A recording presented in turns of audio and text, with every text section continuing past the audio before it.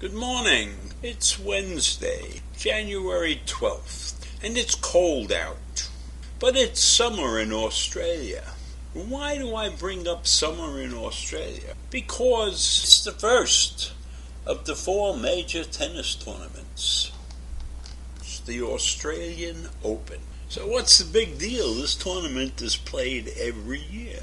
Well, the big deal in this particular session of the tournament is that Novak Djokovic, the world's #1 player, a player who has come to Australia to seek his 21st national championship, is trapped in a hotel in Melbourne. He's there because the authorities in Australia don't want him in the country because he's an anti-vaxxer. He has refused to get vaccinated, and he is claiming that they can't keep him out. But Australia says they can keep any foreigner out of the country if that foreigner chooses to not obey the laws of the country. And they insist that he be vaccinated. They do not accept his so-called medical exemption. Djokovic has claimed he was promised. He asserted that they promised to let him into the country. But the authorities say, no, that's not true. They don't let foreigners into the country unless they obey the laws that are presently in place.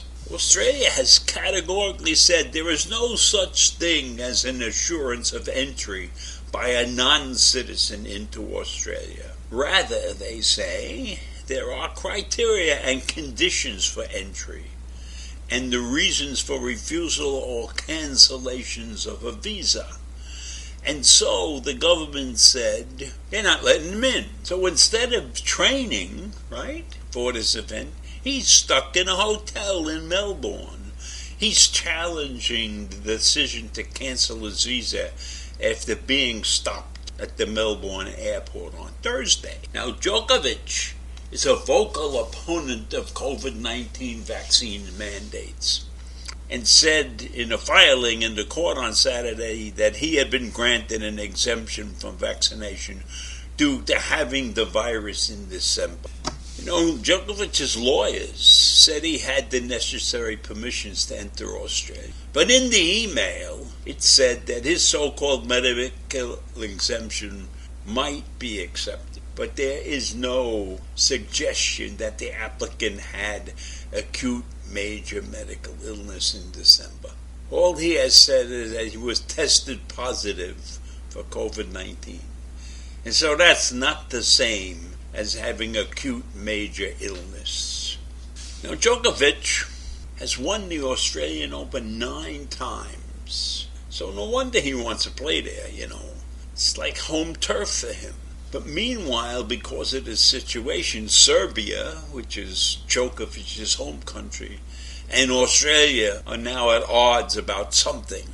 And the mere fact that Djokovic has been stopped from competing in this tournament has gotten the opponents of vaccine mandates around the world ready to riot or something. They're complaining.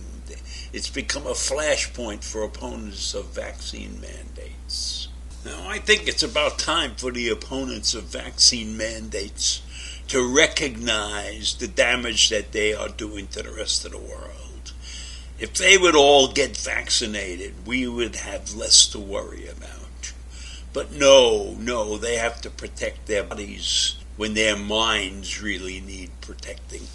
But back to Djokovic. Even if the court ruled that Djokovic could be released from detention and let him play in the Open, under Australian law, the government had every right to detain him again and remove him from the country because he isn't a citizen. Now, Djokovic's father, who's in Serbia, is very upset by this decision of the Australians and stands up in front of a protest in front of Serbia's parliament building in Belgrade and says the politicians are now saying that even if the court decided he can play, they can detain him under their laws. Are we animals? What are we? We are human beings. This is happening because we are just a small part of the world. But we are proud. They have no respect for him. Well, maybe those people have more respect for the rest of the world than they have for Djokovic. Maybe they're not prepared to put regular, everyday people at risk because he refuses to get vaccinated. Did that ever occur to him? Maybe Djokovic should set an example. Stand up and get vaccinated. Then maybe there would be more people who would get vaccinated. Why doesn't he take his fame and his fortune and stand up for something correct? Like getting vaccinated to show the world that it's important to get vaccinated.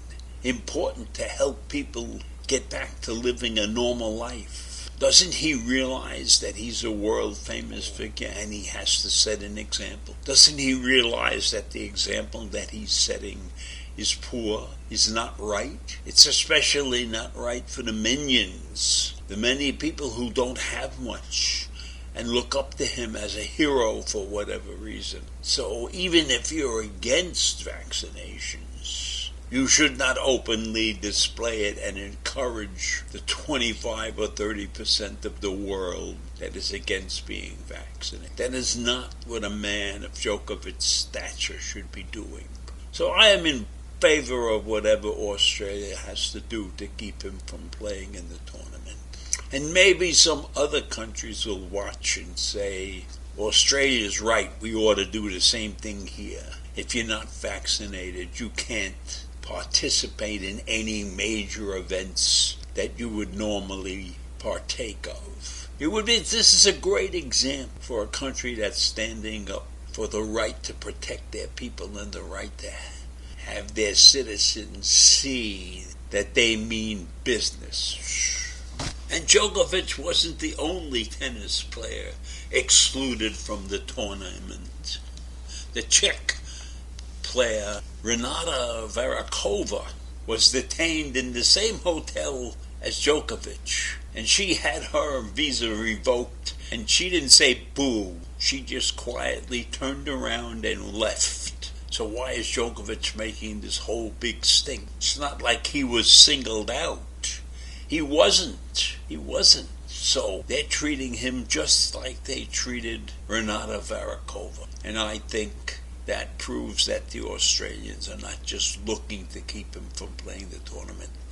They want to set an example for the rest of the world on how to treat people who are not willing to get vaccinated. I love it. Good for Australia. That's all I have to say. Bye. See you in the morning.